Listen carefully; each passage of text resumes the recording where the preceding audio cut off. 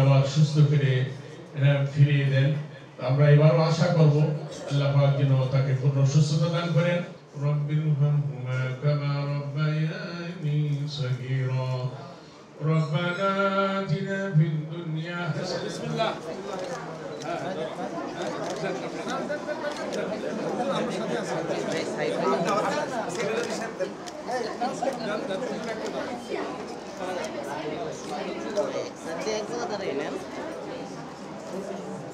আসলে বেগম খালেদা জিয়া আজকে যে অবস্থা দেখছি তাকে একজন বিশ্ব নেত্রী বলা চলে, কারণ উনি বাংলাদেশের প্রথম মহিলা প্রধানমন্ত্রী হয়েছিলেন। উনি আপসী নেত্রী। যদি আপনাকে কোথাও পাঠানো হয়, আপনি হাসি খুশি হেঁটে চলে গেলেন, সেখানে আপনাকে 1-2 বছর বা 3 বছর পর বের করা হয়, তখন আপনি যদি হুইল চেয়ারে বের হন, তাহলে ওর ভেতরে কি আপনার সাথে ভালো ব্যবহার করা হয়েছে? সুচিকিৎসা দেওয়া হয়েছে?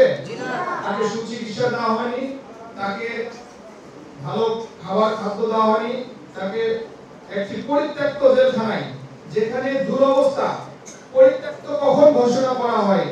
একটি রুম, যখন এই রুমটা আলো থাকবে না, বাতাস থাকবে না, এই রুমটা যখন আপনার ধরে থাকবে, শ্যাওলা ধরে থাকবে, স্বেচ্ছাচার হয়ে থাকবে, বসবাস অনুপযুক্ত যখন হবে, তখন এই রুমটাকে পরিত্যক্ত ঘোষণা করা হবে। আপনারা যেখানে বসে আছেন, বেগম খালেদা জিয়াকে, আমাদের দেশনেত্রীকে তেমন একটি পরিত্যক্ত জেলখানায় রেখে তারা অসুস্থ করে তারপরে হুইল চেয়ারে চেপে বসে তখন তাকে মুক্তি দিয়েছে, তাও বিভিন্ন শর্তে মুক্তি দিয়েছিল।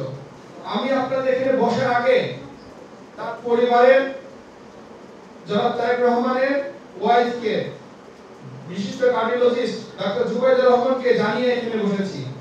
উনি শুধু একটি বাক্য উচ্চারণ করলেন, আলহামদুলিল্লাহ। যাই হোক, আপনারা খাস দিলে করবেন আমাদের প্রিয় দেশ নেত্রী, বিশ্ব নেত্রী বেগম খালেদা যেন সুস্থ হয় এবং সুস্থ দ্রুত আপনাদের মাঝে ফিরে আসে এবং এই দেশ গড়ার জন্য সে আবার ভূমিকা রাখতে পারে।